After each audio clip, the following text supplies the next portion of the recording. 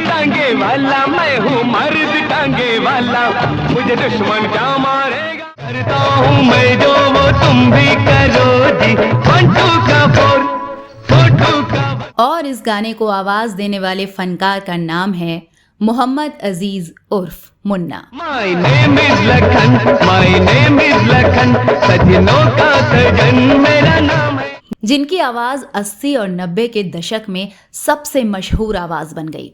इनकी गायकी न जाने कितने ही सुपरस्टार्स की आवाज बनी। एक से बढ़कर एक सुपरहिट गाने देने वाली इस अजीम शख्सियत को आखिर वो शोहरत क्यों नसीब नहीं हुई जिसके वो हकदार थी। इनके गाए गानों वाली फिल्में सुपरहिट हो जाती थी, लेकिन इनको कोई खास क्रेडिट नहीं मिलता था। आखिर क्या वजह थी कि ना तो अवार्ड फंक्शन में इनका नाम लिया जाता और ना ही इन्हें बुलाया जाता। लता और आशा भोसले तक इनकी आवाज के मुरीद थे, फिर भी इस गायक को अचानक गाने मिलना कैसे बंद हो गया। इस फनकार के लिए आर.डी. बर्मन से क्यों भिड़ गई थी आशा भोसले। इनकी आवाज ने कईयों को हिंदी सिनेमा का शहंशाह और सिकंदर बनाया, लेकिन उसमें से कुछ ने तो इस महान गायक की मौत पर एक ट्वीट करना भी क्यों मुनासिब नहीं समझा। ये सब बातें बताएंगे आपको इस पेशकश में, लेकिन ये बेहद शर्मनाक है कि 7 सुरों में माहिर ये फनकार बेशुमार शिकवे और मलाल के साथ ये दुनिया छोड़कर चला गया। उठ गया हूँ मैं जहाँ से अपने। आज बात हो रही है 80 और 90 के दशक के एक मशहूर फनकार मोहम्मद अजीज की, जिनकी कामयाबी के पीछे थी उनकी बुलंद आवाज, मेहनत और हिम्मत। शायद यही वजह है कि ऊपर वाले ने भी उनकी मदद की।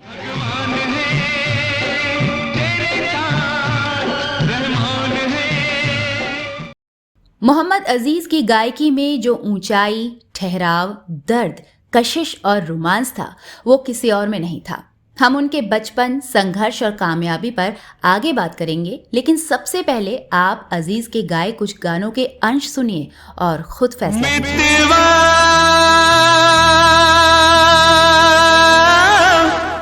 आजकल याद कुछ और रहता नहीं, हम तुम्हें इतना प्यार करेंगे, तुम्हें दिल से कैसे जुदा हम करें।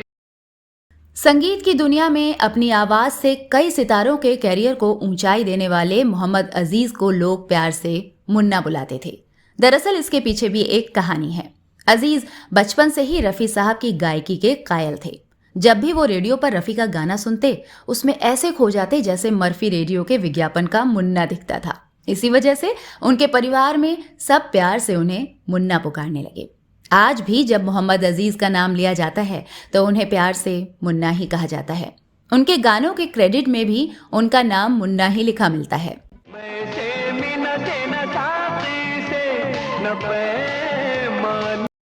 इस दिग्गज गायक का जन्म 2 जुलाई 1954 में कोलकाता के गुमा में हुआ था। उनका पूरा नाम सईद मोहम्मद अजीज उल नबी था। अपने शुरुआती दिनों में अजीज ने कोलकाता में ही संगीत गायन की शिक्षा ली। बचपन से ही वो पढ़ाई में कम, गायकी में ज्यादा दिलचस्पी रखते थे। जहां कहीं रफी का गाना बजता, उसे सुनने पहुंच जाते। इस तरह सुनते सुनते वो रफी साहब की तरह गाने भी लगे। भले ही रफी साहब से उनकी अब तक मुलाकात नहीं हुई थी, लेकिन वो उनको अपना गुरु मानने लगे थे। इनके परिवार की आर्थिक हालत ठीक नहीं थी। यही वजह है कि अजीज थोड़े बड़े हुए तो कोलकाता के रेस्टोरेंट गालिब में वो मोहम्मद रफ़ी के गाने सुनाने लगे। दर्शक उनके गानों को सुनने के बाद सिर्फ तालियां ही नहीं बजाते थे, बल्कि उन्हें अच्छी बख्शीश भी दिया करते थे।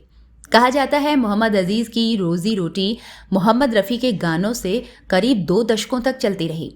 इस बीच 1980 में जब रफ़ी साहब की मौत हुई तो मोहम्मद अजीज बुरी तरह से टूट गए।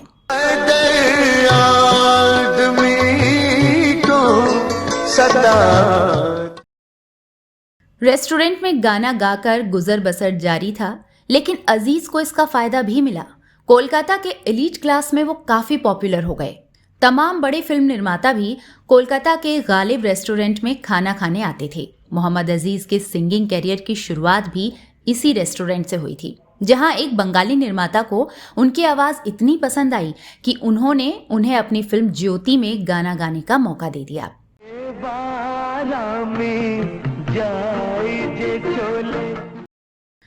इस गाने की कामयाबी के बाद एक सिंगर के तौर पर करियर बनाने के लिए मोहम्मद अजीज ने बंबई जाने का फैसला किया। अपने माता पिता से 2 साल का वक्त मांगा और चले आए सपनों के शहर बंबई। कुछ रुपयों की बदौलत अजीज साहब ने अपने लिए एक छत का इंतजाम तो कर लिया, लेकिन काम मांगने के लिए इन्हें बहुत धक्के खाने पड़े। ये जहां भी जाते वहां से इन्हें निराशा ही मिलती। दुनिया तुझे कुछ नहीं देने वाली। इसी दौरान आफ्ताब पिक्चर्स के मालिक सलीम अख्तर ने अजीज साहब की जान पहचान अनु मलिक से कराई, जो खुद भी उन दिनों फिल्म इंडस्ट्री में एकदम नए नवेले थे। अनु मलिक से अजीज साहब की बढ़िया दोस्ती हो गई। अनु मलिक इनसे कई डेमो सॉन्ग्स की रिकॉर्डिंग कराया करते थे और ये भी खुशी खुशी उनके लिए रिकॉर्डिंग कर दिया करते थे। इस दौरान उन्हें 1985 में अंबर फिल्म में एक गाना गाने का मौका मिला, लेकिन इसे कोई खास नोटिस नहीं किया गया। इसी बीच अचानक एक दिन सुबह सुबह एक लड़का आया और कहा कि मुन्ना, मुझे अनु मलिक ने भेजा है, तुम्हें अमिताभ बच्चन की एक फिल्म के लिए गाना गाना है। इन्हें लगा कि वो लड़का इनसे मजाक कर रहा है, मगर जब इन्हें सच्चाई पता लगी तो फटाफट तैयार होकर अनु मलिक के स्टूडियो पहुंचे। वहां अनु मलिक ने इनसे कहा कि तैयार हो जाओ, तुम्हें मनमोहन देसाई की फिल्म मर्द का टाइटल सॉन्ग गाना है, जो कि अमिताभ बच्चन पर फिल्माया जाएगा। फिर उनकी आवाज में रिकॉर्ड हुआ ये गाना बहुत बड़ा हिट साबित हुआ। है मोटर कार, जानवर से नहीं। मोहम्मद अजीज की आवाज को बड़े बड़े म्यूजिक डायरेक्टर्स ने नोटिस किया। साल 1985 में ही रिलीज हुई फिल्म आखिर क्यों में अजीज ने एक ऐसे गाने को अपनी आवाज दी जो अमर हो गया। ये गाना हर तरह की मुश्किल में उम्मीद और हौसला देता है।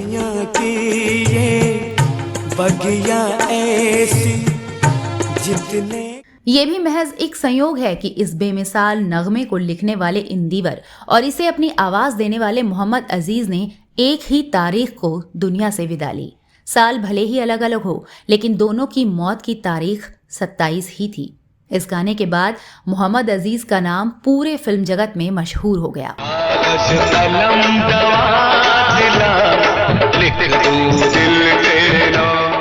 मोहम्मद अजीज ने दिलीप साहब, अमिताभ बच्चन, गोविंदा, सलमान और शाहरुख, अनिल कपूर, सनी देओल जैसे नामी स्टार्स को अपनी आवाज दी। इन्होंने हर बड़े फनकार के साथ काम किया। नौशाद साहब हों या कल्याण जी आनंद जी हों, अजीज सबकी पसंद थे। उन्होंने 3 जनरेशन के नामी संगीतकारों के साथ गाने रिकॉर्ड किए। लता मंगेशकर हों या फिर आशा भोसले हों, सुनिधि चौहान हों या फिर श्रेया घोषाल, अजीज साहब की गायकी का हर कोई मुरीद था और इन सभी सिंगर्स के साथ उन्होंने जुगलबंदी की थी। कहीं अधूरी रह ना जाए अपनी प्रेम कहानी, जान छुड़ा ली मैंने दिल दे दिया, लेकिन प्यार का मौसम आए सारे जीवन ये मेरी मोहब्बत की तौहीन होगी। केवल फिल्में ही नहीं, अजीज साहब ने सूफी सॉन्ग्स भी खूब गाए। इन्होंने ढेरों भजन, तुलसीदास की चौपाइयां, कबीरदास के दोहे और हनुमान चालीसा तक अपनी आवाज में गाई है। जय हनुमान नाम के लोकप्रिय टीवी शो का टाइटल ट्रैक भी अजीज साहब ने ही गाया था। मंगल को जन्म में मंगल ही करते, मंगलमय भगवान। रामानंद सागर की रामायण में भी कई जगह अजीज साहब की आवाज का इस्तेमाल किया गया था। इनकी गाई कव्वालियों का तो कोई हिसाब ही नहीं है। गायकी का शायद ही ऐसा कोई जॉनर होगा जो अजीज साहब से छूटा हो। चलो आज ख्वाजा का, चलो आज ख्वाजा का, चलो आज ख्वाजा का, हम जिएंगे और मरेंगे ऐ वतन। अब आपको यहाँ मोहम्मद अजीज से जुड़ा एक रोचक किस्सा सुनाते हैं जो खुद अजीज ने एक इंटरव्यू में सुनाया था। एक बार वो आर.डी. बर्मन के पास गए। बर्मन ने जब उनका गाना सुना तो कहा कि गाते तो अच्छा हो, लेकिन शब्दों के उच्चारण ठीक करो। इसके बाद अजीज वहां से चुपचाप निकल आए।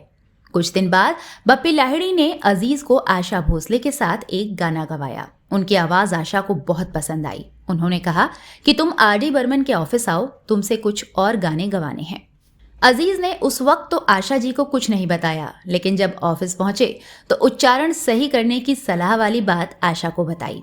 इसके बाद तो वो आर.डी. बर्मन के सामने अजीज से गाना गवाने के लिए अड़ गईं और फिर अजीज को पंचमदा ने गाने का मौका दिया। इसके बाद तो अजीज ने आशा भोसले के साथ कई गाने गाए। प्यार हमारा अमर रहेगा, याद अनवर और शब्बीर कुमार के बाद 80 के दशक में मोहम्मद अजीज रफ़ी की गायकी की याद दिलाते रहे। वो स्टेज शो में भी रफ़ी के गानों को खूब गाया करते थे। फिल्म क्रोध में उन्होंने अपने गुरु मोहम्मद रफ़ी को एक गीत के जरिए श्रद्धांजलि दी थी, जो अमिताभ बच्चन पर फिल्माया गया था और खूब पसंद किया गया। मोहम्मद रफी तो बहुत याद आया। संगीतकार जोड़ी लक्ष्मीकांत प्यारेलाल ने उनकी प्रतिभा को शुरुआती दौर में ही पहचान कर उनसे अपनी फिल्मों में बहुत से गीत गवाए। मोहम्मद अजीज अपनी पीढ़ी के गायकों में इस तरह नायाब थे कि वो गायकी के 7 सुरों में गा लिया करते थे। इसकी मिसाल है उनका गाया ये गाना। जो भी कहना है मुस्कुरा के कहो। मोहम्मद अजीज की गायकी का जादू पूरे उफान पर था। फिर अचानक कुछ ऐसा हुआ कि सब कुछ उनके हाथों से फिसलने लगा। अब अजीज साहब की किस्मत के सूरज के डूबने का वक्त आ चुका था। वो बेहद विनम्र और हिंदी सिनेमा की गिरोहबाजी और राजनीति से दूर रहने वाली शख्सियत थे। जो भी काम मिला उसे पूरी ईमानदारी और शिद्दत से करते थे। हर कोई जानता है कि ऐसे लोगों का लंबे वक्त तक सिनेमा उद्योग में बने रहना मुमकिन नहीं होता। अजीज साहब के साथ भी ऐसा ही हुआ।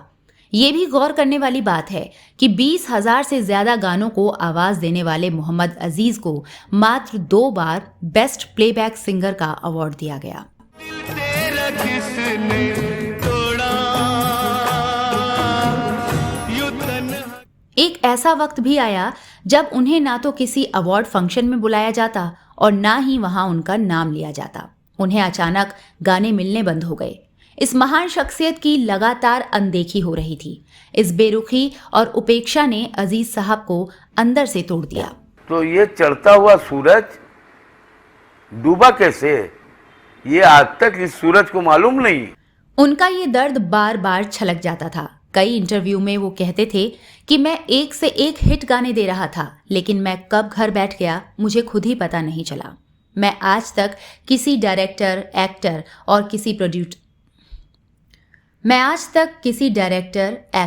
किसी प्रोड्यूसर से नहीं लड़ा और ना ही कभी किसी के साथ कोई बदतमीजी की, तो लोग मुझे क्यों भूल गए। आज किसी अवार्ड फंक्शन में मुझे इनवाइट नहीं करते हैं। इतने बड़े बड़े अवार्ड फंक्शन होते हैं। अजीज लोगों के दिलों पर राज करने वाले फनकार थे।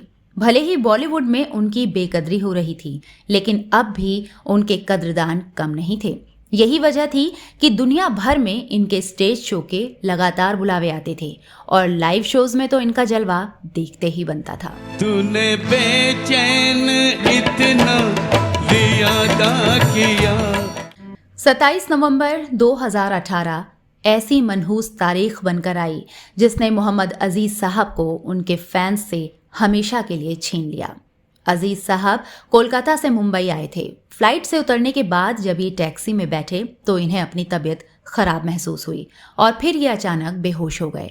आनन फानन में इन्हें नानावटी हॉस्पिटल में भर्ती कराया गया, लेकिन डॉक्टर्स इनकी जान ना बचा सके।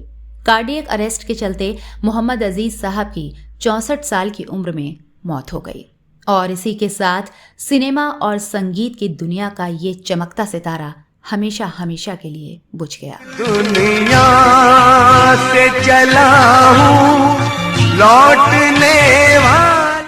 जैसा कि हमने पहले ही बताया था कि अजीज की गायकी कई सुपरस्टार्स की आवाज बनी, लेकिन विडंबना देखिए, इसमें से कोई भी ना तो उनके अंतिम संस्कार में आया और ना ही शोक सभा में शामिल हुआ। अजीज की मौत के बाद अमिताभ बच्चन का एक ट्वीट तक नहीं आया, जिससे अजीज के चाहने वालों में काफी नाराजगी देखी गई थी। देहांत हुआ है, जिस आदमी ने इतना काम कर रखा है, गिव हिम सब रिस्पेक्ट। कि जाने का लोगों को एहसास तो कराओ। इस सितारे की संगीत की विरासत को आगे बढ़ा रही हैं उनकी बेटी अजीज सना। वो भी एक बेहतरीन सिंगर हैं। अजीज ने हिंदी के अलावा बांग्ला और उड़िया भाषा के भी गाने गाए। इंडस्ट्री से अच्छे गाने बनाने की आरजू और ख्वाहिश लिए ये संगीत का दीवाना इस दुनिया से चला गया। लोग कहते हैं तू पराया था। उनकी शिकायत रहती थी कि अब के दौर में अच्छे गाने नहीं बन रहे हैं। हम अजीज की शख्सियत को सलाम करते हैं और अपने इस कार्यक्रम के जरिए उन्हें श्रद्धांजलि पेश करते हैं। इस गुजारिश के साथ आपसे विदा लेते हैं कि कार्यक्रम पसंद आया हो तो चैनल को सब्सक्राइब जरूर करें। आपसे फिर होगी मुलाकात। नमस्कार।